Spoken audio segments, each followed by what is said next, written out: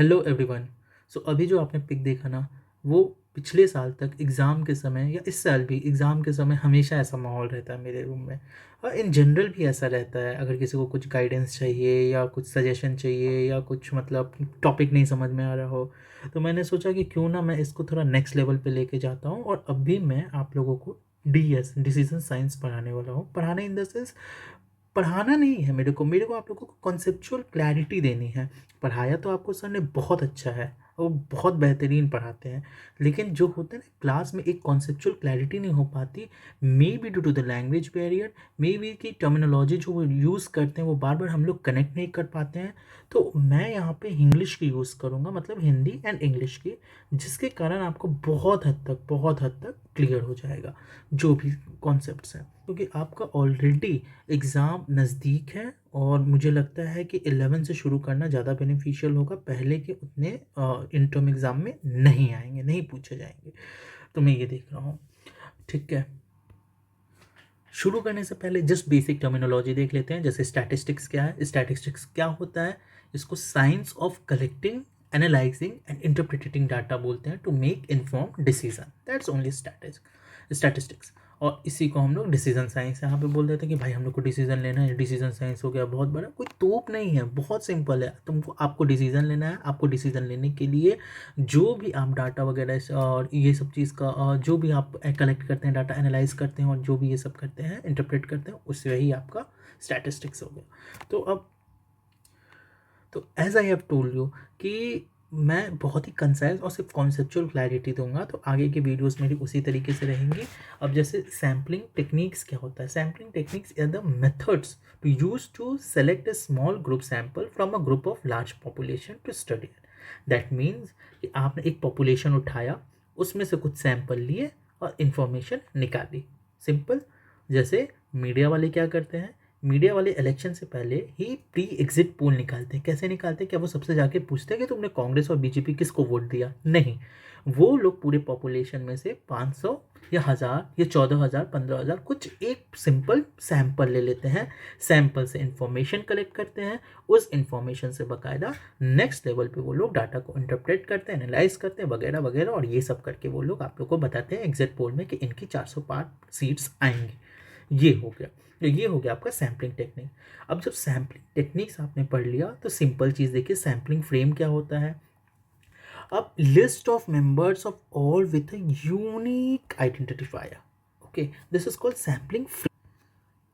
इसके तीन एस्पेक्ट्स है, कंप्लीटनेस होना चाहिए, एक्यूरेसी होना चाहिए, एक्सेसिबिलिटी होना चाहिए। Let me give an very very simple example. Like voter registration list है आपका, वो one of the sampling frame हो गया आपका। ना sampling frame need not necessarily be as population. जैसे वोटर लिस्ट हुआ, जरूरी तो नहीं वो पॉपुलेशन के इक्विवेलेंट हो। ऑब्वियसली वो पॉपुलेशन मतलब वोटर लिस्ट आपका 18 से लेकर ऊपर वाले के बंदे रहेंगे, वो पॉपुलेशन के इक्विवेलेंट नहीं होता है। मतलब इन जनरल नहीं भी हो सकता है, ये कहने का मतलब है। नौ ये बता रहे हैं कि सैम्पलिंग टेक्निक्स जो होती है वो दो तरीके की होती हैं। सबसे पहला probability techniques, non probability techniques and probability sampling. Sampling, non probability sampling and probability sampling. अब प्रोबेबिलिटी सैम्पलिंग जो है उसमें अब हम लोग बेसिकली इस कोर्स में इसी पे फोकस कर रहे हैं, प्रोबेबिलिटी सैम्पलिंग पे। अब हम लोग इसमें जाएंगे। इसमें 4 तरीके के होते हैं। तो आपके टेक्निक्स, नंबर 1 हो गया सिंपल रैंडम टेक्निक, सेकंड हो गया सिस्टमैटिक सैम्पल टेक्निक, थर्ड हो गया स्ट्रैटिफाइड सैम्पलिंग एंड फोर्थ हो गया आपका क्लस्टर सैम्पलिंग। ठीक है, अब ये क्या क्या होता है, I will give you a brief, not a problem. अब सिंपल रैंडम सैम्पलिंग में क्या हुआ, बचपन से हम लोग करते आ रहे हैं। 10 बच्चे हैं, 10 में से आपने किसी एक को पिक कर लिया, वो हो गया सिंपल रैंडम। सिंपल रैंडम समझ रहे ना, random every population element has equal probability of getting selected, that is simple random. Okay, no systematic random. आप समझिए, सिस्टमैटिक रैंडम में जैसे कि मैं अभी आरएमडी आपको कराऊंगा, तो आरएमडी में मैंने आपको बोला कि जाओ जाकर 100 घर है, 100 घर में से तुम वहाँ पे सबसे सैंपल लेकर आओ। तुम गए, तुमने थोड़ा वहाँ आलस दिखाया, तुमने कहा मैं तो 100 घर में नहीं, मैं क्या करूँगा, एक सैंपल लूँगा, फिर 9 घर छोड़ूंगा या 10 घर छोड़ूंगा, फिर दूसरा सैंपल लूँगा, फिर 10 घर छोड़ूंगा, फिर तीसरा सैंपल लूँगा। इस तरीके से मैं काम करूँगा। तो तुमने क्या किया, 100 या 200 घर है, तुमने क्या किया, 10-10 सैंपल, मतलब 100 घर में से तुमने हर एक 10 घर को छोड़ के तब जाके सैंपलिंग करी। जो 10-10 को तुम अपनी गैप ले रहे हो ना, ये जो गैप ले रहे हो वो स्मॉल n तुम्हारा हो गया जो गैप वाला, और ये जो 100 हो गया, तुम 200 या 200 यहाँ पे हो गया, वो तुम्हारा टोटल सैम्पल। तो n बाई n मतलब ये सैम्पलिंग इंटरवल तुम्हारा स्मॉल n। सैम्पलिंग इंटरवल क्या हो गया कि मतलब 200/20 या 100/10 तुम्हारा इज इक्वल टू 10, ये तुम्हारा सैम्पलिंग इंटरवल हो गया। तो इसका ड्रॉबैक क्या है कि अगर मान के चलिए आप इसमें हो सकता है एक पैटर्न आपको ऑब्जर्व हो, या तो आप जिस 10-10 घर को छोड़ के जा रहे हो उसमें आपको सर्वे में मतलब आप कर ही नहीं पा रहे हो, इस तरीके का इसका ड्रॉबैक है। थर्ड आपका आता है स्ट्रैटिफाइड सैम्पलिंग। सो मैं फोर्थ है cluster sampling. Stratified and cluster sampling के लिए के डिफरेंस के लिए मैं एक बहुत बेसिक्स एग्जांपल दूंगा, और वो एग्जांपल से आपको क्लैरिटी हो जाएगी। आपको क्या करना है, इमेजिन कीजिए कि आपको एवरेज हाइट कैलकुलेट करनी है स्कूल स्टूडेंट्स की, ठीक है। आपने क्या किया, पहले आप गए, सबका हाइट लेने की बजाय आपने 1 2 3 मतलब 12 तक जो भी सेक्शन है आपने ग्रेड लेवल सबको डिवाइड कर लिया, और डिवाइड करने के बाद आप सब सेक्शन में गए और रैंडम सैंपल से आपने सभी सेक्शन में से कुछ कुछ बच्चों का सैम्पलिंग लिया, ठीक है। ये वन सैम्पलिंग हो गया जिसको स्ट्रैटिफाइड सैम्पलिंग कहेंगे। पहले आपने क्या किया, स्ट्रैटा बनाया, 1 grade 2 grade 3 grade 4th grade, इस तरीके से स्ट्रैटा बना के उसके बाद आपने सैम्पलिंग आपने लिया, सिंपल रैंडम सैम्पलिंग की, लेकिन स्ट्रैटा बनाने के बाद। अब इसका क्या होगा, रिप्रेजेंटेशन क्या हुआ, रिप्रेजेंटेशन सभी लोगों का है, ईच सेक्शन से है, एंड इफिशियंसी क्या हुई, ज़्यादा इफिशियंट है than sample random, sample simple random, है ना। तो इसी तरह नौ क्लस्टर में देखिए, अब क्लस्टर में सेम सिनेरियो हो, आपको सैंपल लेना है, आपको हाइट मेज़र करनी है, ठीक है। आपने क्या किया, अब सारे स्ट्रैटा में ना जाके, सारे स्ट्रैटा में आपने एक दो सेक्शन को लिया, दो सेक्शन या एक सेक्शन को लेके उस सेक्शन के सारे बच्चों की हाइट ले ली, समझ रहे हैं। तो वो हो गई क्लस्टर सैम्पलिंग। क्लस्टर सैम्पलिंग, अब क्लस्टर सैम्पलिंग का सबसे बड़ा डिमेरिट क्या हो गया, आप खुद समझिए। अब क्लास 1 की हाइट क्लास 10 की हाइट की इक्विवेलेंट तो होगी नहीं, अगर आपने क्लास 7 भी सेलेक्ट कर लिया तो भी वो उसको एवरेज आउट नहीं कर पाएगा, ठीक है। तो स्ट्रैटिफाइड सैम्पलिंग में हमने पहले स्ट्रैटा बनाया और फिर उसको, और स्ट्रैटिफाइड सैम्पलिंग में हम लोग पहले स्ट्रैटा बना और सब में से सैम्पलिंग लिया, सिंपल रैंडम। और क्लस्टर सैम्पलिंग में हमने क्या किया, ये डिवाइड किया हमने, डिवाइड द लाइक सिटी अगर है तो सिटी, नेबरहुड है तो क्लस्टर है तो क्लस्टर, इस तरीके से उसके बाद हमने सैंपल लिया। सर ने भी एक एग्जांपल दिया था first stage sampling and multi stage sampling का, और एक और चीज़ बहुत अच्छी कही थी, उन्होंने कहा था these are heterogeneous within cluster but homogeneous outside. These are heterogeneous मतलब अगर ये क्लस्टर बन गया है, क्लस्टर के अंदर ये लोग हो सकता है हेट्रोजीनियस रहे, लेकिन आउटसाइड दे आर होमोजीनियस। इसमें एग्जांपल दिया था सर ने, जैसे ए है, बी है, सी है, डी है। तो अगर ये हैमलेट ए है, हैमलेट बी है, हैमलेट सी है और हैमलेट डी है, तो इसमें क्या है, इसमें मान के चलिए 100 पॉपुलेशन हम लोग मान रहे हैं, 100 पॉपुलेशन 100 पॉपुलेशन मतलब इस तरीके से। तो क्लस्टर देखा जाए ओवरऑल, है ना, तो पॉपुलेशन वाइज लगभग सेम ही लग रहा है ना। तो वही बोल रहा है these are homogeneous outside but heterogeneous within cluster. ये डिफरेंस मुझे लगता है आपको समझ में आ गया होगा। अगर फिर भी डाउट हो तो आप कर देना, मैं इसके ऊपर एक क्लियर ही मतलब अच्छे से और एक्सप्लेन कर दूंगा। ना अब हम लोग एस्टीमेट पढ़ाते हैं, व्हाट इज एस्टीमेट, ठीक है ना। तो एस्टीमेट है, अब ऐसे समझिए कि ए सर ने हाई स्कूल वाला एग्जाम्पल लिया था यहाँ पे। अच्छा, ये हर बार स्कूल वाले एग्जाम्पल लेते हैं, ठीक है। सर ने मतलब एक स्कूल का एग्जाम्पल लिया था कि आपको ये कहना है, आपको मेज़र करना है कि मंथली फूड एक्सपेंस विशाखापट्टनम के स्टूडेंट का कितना है। मंथली फूड एक्सपेंस विशाखापट्टनम के स्टूडेंट का कितना है। तो अब यहाँ पे विशाखापट्टनम में लेट से हाइपोथेटिकली कि n पॉपुलेशन है, मतलब n नंबर ऑफ स्टूडेंट्स है, लेट से वो 5 लाख है, लेट से 5 लाख है, ठीक है। लेकिन आप 5 लाख का तो सैंपल ले नहीं सकते, तो आपने क्या किया, उसमें से 500 का सैंपल लिया, डिफरेंट स्कूल से ले लिया या कुछ भी ले लिया, 500 का सैंपल लिया, और यहाँ पे आपने सर्वे बन किया, और क्या किया इसके बाद सर्वे किया। अब जो आपने सर्वे किया, उसके बाद सर्वे करने के बाद क्या किया, एनालाइज किया, डाटा को एनालाइज किया, तो क्या आया 5200, like 5200 is the average cost they are expending. If they are expending average cost of 5200, तो क्या हम बोल सकते हैं कि जितने भी अगर हम लोग 500 पे किए 5200 आए, तो अगर हम लोग 5 लाख पे करेंगे तो 5200 आएगा? ऑब्वियसली नहीं बोल सकते। जब हम लोग नहीं बोल सकते तो उसको हम लोग क्या कहते हैं, सैम्पलिंग एरर। तो अब लेट्स एक बार फिर से वो कर लेते हैं रिकॉर्ड।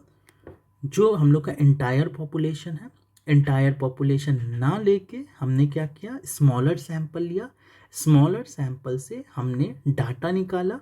जो डाटा आया वो एक आउटपुट देगा, ठीक है। अगर मैंने 100 के बजाय 10 का हाइट मेज़र किया, तो वो अगर 6 फीट बता रहा है, तो हम लोग ये नहीं बोल सकते कि 100 की हाइट 6 फीट है। अगर हम लोग ये बोल भी रहे हैं कि 100 की हाइट 6 फीट है, जबकि हमने सिर्फ 10 का डाटा मेज़र किया था, हम बोल रहे हैं 100 में से 10 का लिया, 10 की हाइट 6 फीट है, ठीक है। तो हम ये अगर बोल भी रहे हैं कि 100 की हाइट 6 फीट है, 6 फीट है, तो इसका मतलब देयर विल आर चांसेस कि यहाँ पे कुछ एरर होगा ही, है ना।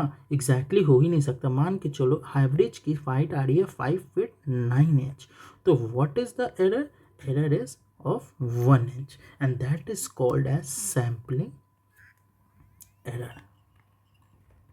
आई hope you understood it. So ये सैम्पलिंग एरर हुआ, ठीक है। नाउ हम लोग कॉन्सेप्ट पे जाते हैं। तो पॉइंट एस्टिमेट क्या हुआ? देखिए, हम लोग कभी भी मतलब पूरे सैंपल का तो ये कर नहीं सकते, सर्वे वगैरह ये सब। तो सैंपल मीन और सैंपल मतलब पॉइंट एस्टिमेट हम लोग उसको कहेंगे कि जो हमारे प्रेडिक्शन के हिसाब से, या जो हमारे न्यूमेरिक वैल्यू सैंपल मीन और सैंपल प्रोपोर्शन के साथ बेस्ट केस है, best case of population parameter, अभी मैं एक्सप्लेन करूंगा, उसको हम लोग कहेंगे पॉइंट एस्टीमेट, पॉइंट एस्टीमेट। अब यहाँ पे हम लोग पूरे अभी जो डीएस आप लोग पढ़ेंगे उसका सबसे इम्पोर्टेंट एस्पेक्ट पे आते हैं, पैरामीटर्स वर्सेस स्टैटिस्टिक्स। इसी के कारण बहुत लोग कंफ्यूज होते हैं, और कंफ्यूज होने वाली बात बिल्कुल नहीं है, एकदम कॉन्सेप्ट क्लियर हो जाएगा। देखिए कैसे, मतलब किसी का नाम राम है, किसी का नाम श्याम है, राम और श्याम से ही समझते हैं, ठीक है। राम का बेटा है श्याम, बेटे से समझिए तो ज़्यादा आसानी रहेगी। राम का बेटा है अगर श्याम, तो उससे आप वैसे ही समझिए। पैरामीटर आपका होल पॉपुलेशन के लिए हम लोग बोलते हैं, और श्याम मतलब स्टैटिस्टिक को हम लोग उसको छोटे के लिए बोलते हैं, ठीक। जब उसमें से हम लोगों ने सैंपल लिया, late me give you more clarity, आप ऐसे समझिए कि अगर आपका एन पॉपुलेशन है, मान के चलिए इंडिया की पॉपुलेशन क्या है, इंडिया की पॉपुलेशन अराउंड 1.4 बिलियन है, ठीक है।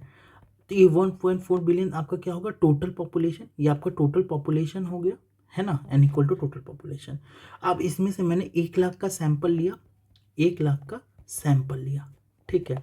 तो जो भी हम लोग अगर पॉपुलेशन के लिए निकालते हैं, ठीक है ना, अगर मान के चलिए इसमें से हम लोग सबका एवरेज सैलरी निकालना चाहते हैं, सभी 1.4 बिलियन का एवरेज सैलरी निकाल रहे हैं, ठीक है।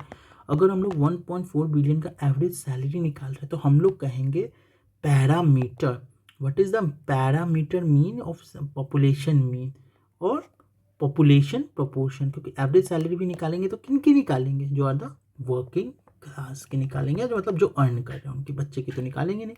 तो वो चीज़, तो पॉपुलेशन, अभी एक पॉपुलेशन प्रोपोर्शन समझाता हूँ पहले, मतलब आप समझ रहे हैं। पॉपुलेशन मीन मतलब हम लोग को पैरामीटर उसको कहना है जिसकी वैल्यू अननोन है, ये फिर कंफ्यूज हो जाओगे। तो मतलब जो भी हम लोग का पॉपुलेशन से रिलेटेड है उसको हम लोग पैरामीटर कहते हैं, और जो भी हम लोग को any measure which is related to population is called parameter, and any measures which is related to the sample is called statistic, ठीक है। तो यहाँ पे म्यू क्या हो गया, म्यू हम लोगों का पैरामीटर हो गया। यहाँ पे पॉपुलेशन प्रोपोर्शन क्या हो गया, पॉपुलेशन प्रोपोर्शन पैरामीटर हो गया। एक्स बार क्या हो गया, एक्स बार हो गया सैंपल मीन हो गया।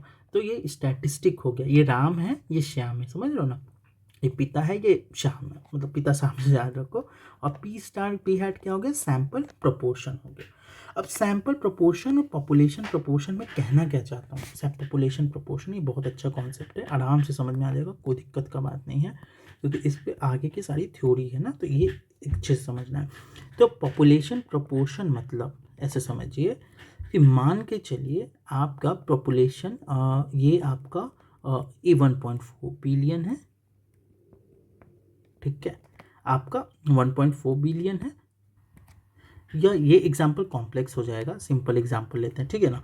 मान के चलिए कि आप विशाखापट्टनम में हैं, ठीक है। विशाखापट्टनम में आपने पूछा, आप सोच रहे हैं कि मैं एक सर्वे करता हूँ कि किसको टी चाहिए या टी के ऊपर कॉफ़ी किसको चाहिए, टी किसको चाहिए, ठीक है। आपने मान के चलिए कि पॉपुलेशन आपका 10 लाख के आसपास है ना, पॉपुलेशन ही मैंने 10 लाख मान लिया है, ठीक है। 10 लाख में से 4 लाख लोगों ने कहा कि उनको टी चाहिए। पहले तो आपने 10 लाख लोग सबके पास गए और सब में से आपको पता चला कि 4 लाख लोग ने कहा है कि उनको टी पसंद है, ठीक है। तो ये आपका हो गया पॉपुलेशन प्रोपोर्शन। सेम आप सिंपल सैंपल प्रोपोर्शन समझिए।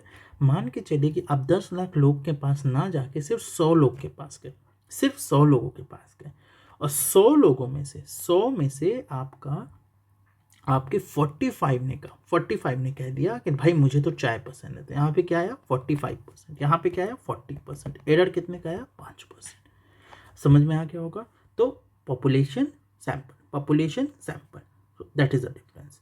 Now let me give you a parameter is unknown, value of parameter, ये चीज़ थोड़ा इंपॉर्टेंट है। पैरामीटर इज अननोन, क्या आप वैल्यू कभी भी बता सकते हैं क्या किसी भी पॉपुलेशन की, किसी भी इसकी? नहीं बता सकते ना। तो वही ये बोल रहे हैं, parameter is unknown, value of parameter can never be known with certainty. Obvious सी बात है, आपने किसी भी चीज़ की किया, जब तक आप सर्वे कर रहे हो, आपने मान के चलो पूरे देश में ही पूछ लिया कि भाई तेरी इनकम कितनी है, लेकिन जब तक आप करो, हो सकता है बीच में किसी की जॉब लग जाए, एक बार में तो आपको मिलेगा नहीं, ये अननोन रहता है। बस सर्टेनिटी मतलब हम लोग क्या करते हैं, पॉइंट एस्टिमेट हमारा कितना एक्यूरेट रहेगा, वो चीज़ है।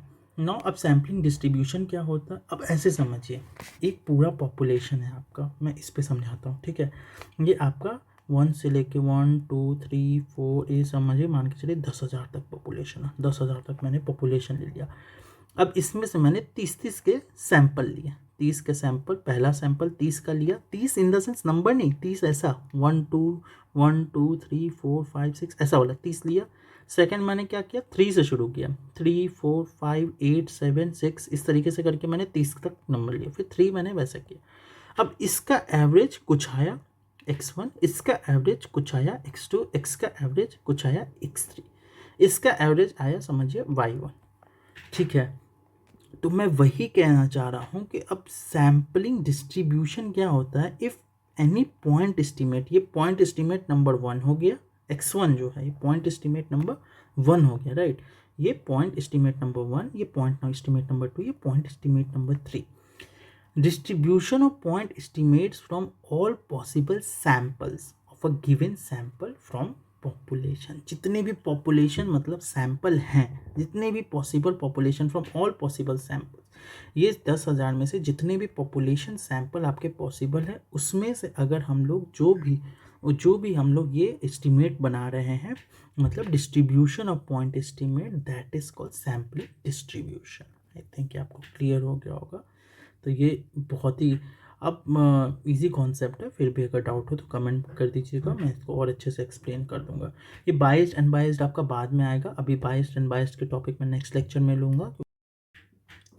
तो इस लेक्चर में हम लोग यहीं तक करेंगे। इस लेक्चर में हम लोगों ने किया सबसे पहले क्या क्या है, सबसे पहले हम लोगों ने किया व्हाट इज़ सैम्पलिंग टेक्निक्स क्या क्या है, सैम्पलिंग क्या होता है, सैम्पलिंग टेक्निक्स क्या क्या है, पॉपुलेशन सैंपल इन्फॉर्मेशन। फिर हम लोग देखें कि सैम्पलिंग आपका probability sampling, non probability sampling होती है।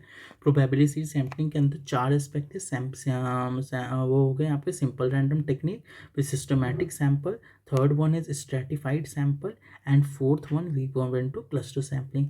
स्ट्रेटिफाइड एंड क्लस्टर को मैंने बहुत डिटेल में आप लोगों को समझाया है।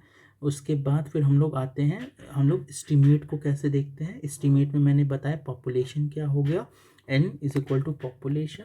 उसके बाद मैंने बताया आपको कि कैसे मतलब आपको एनालाइज करना है, मतलब सैम्पलिंग एरर क्या होता है। अगर सैम्पलिंग एरर मान के चलिए 6 इंच वाली हाइट दी थी कि 6 इंच आपका 10 लोगों का है और 100 बंदे हैं तो उनका 59 आ रहा है, तो इन दोनों का डिफरेंस आपका एरर हो गया। उसके बाद पॉइंट एस्टीमेट बताया, the best guest which we do, फिर पैरामीटर और स्टैटिस्टिक्स बताया। पैरामीटर मतलब पिता, स्टैटिस्टिक्स सन, पिता सन, पिता सन, पिता से पी से पैरामीटर सन।